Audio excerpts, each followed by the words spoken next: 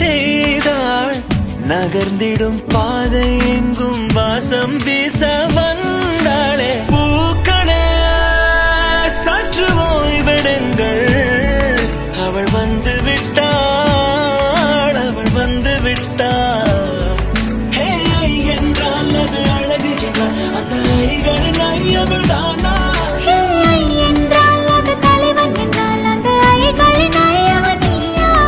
ஐயோ என திகக்கும் ஐயன வியக்கும் ஐகளுக்கெல்லாம் விடுமுறையை அவள் தந்து விட்டாள், அவள் வந்து விட்டாள். பூக்களே சற்று ஓய்வெடுங்கள், அவள் வந்து விட்டாள், அவள் வந்து விட்டாள்.